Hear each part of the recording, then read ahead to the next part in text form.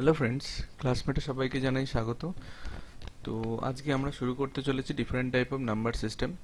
তো যেরকম আমি বলেছিলাম যে ওয়েস্ট বেঙ্গল বোর্ডের সিলেবাস অনুযায়ী কম্পিউটার অ্যাপ্লিকেশনের যা যা আমরা টপিক কভার করব সবই বাংলায় করব, এবং আমার আপকামিং ভিডিওতে সেগুলো সবই তোমরা পেয়ে যাবে বাংলাতে, এবং তার নোটও তার ডেসক্রিপশনে লেখা থাকবে। ঠিক আছে? তো তাহলে আজকে ডিফারেন্ট নাম্বার সিস্টেম শুরু করা যাক।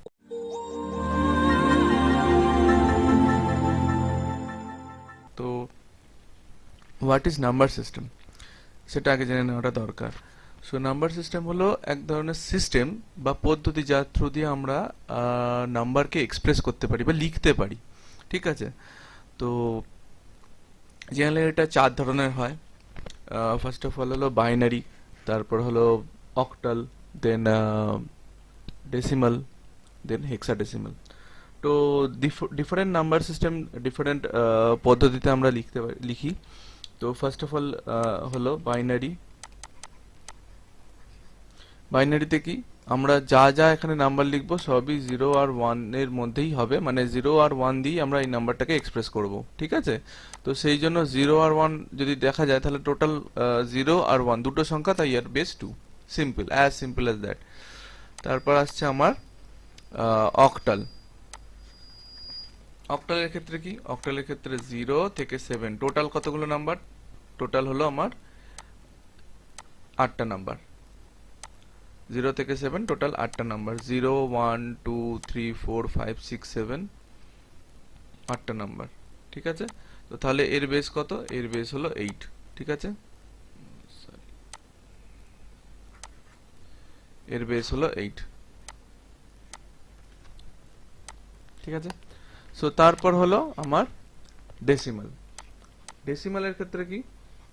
ডেসিমালের ক্ষেত্রে 0 থেকে 9 আমি যাই নাম্বার এক্সপ্রেস করতে বা লিখতে যাই না কেন, আমি 0 থেকে 9 এর মধ্যেই সেই সংখ্যাগুলো হয়।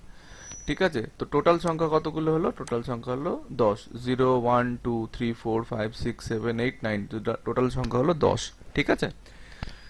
নাও এবার হচ্ছে হেক্সাডেসিমাল। হেক্সাডেসিমালের ক্ষেত্রে বেস কত? হেক্সাডেসিমালের ক্ষেত্রে বেস হচ্ছে 16। কেন?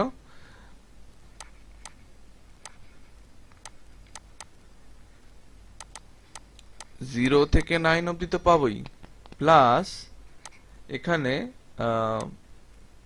10, 11, 12, 13, 14 এবং 15 অবধিও যায় সংখ্যাগুলো, কিন্তু এই সমস্ত সংখ্যাকে এ, বি, সি, ডি, ই, এফ, মানে 10 কে এ ধরে নেওয়া হয়, 11 কে বি ধরে নেওয়া হয়, 12 কে সি ধরে নেওয়া হয়, 13 কে ডি ধরে নেওয়া হয়, 14 কে ই ধরে নেওয়া হয় এবং 15 কে এফ ধরে নেওয়া হয়। তাহলে টোটাল এখানে কতগুলো সংখ্যা হলো? টোটাল এখানে 16টা সংখ্যা, তাই এর বেস কত?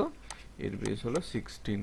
এবং এইগুলো নিয়ে আমরা পরে আরো ভিডিওতে ক্যালকুলেশন করব। সুতরাং চিন্তার কোনো কারণ নেই।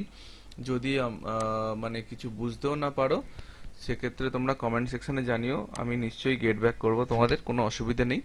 ঠিক আছে? এবং এর নোটও তোমরা ডেসক্রিপশনের লিঙ্কে পেয়ে যাবে। তো আশা করি তোমরা এই ভিডিওটা বুঝতে পেরেছো। তো দেখা হচ্ছে নেক্সট ভিডিওতে।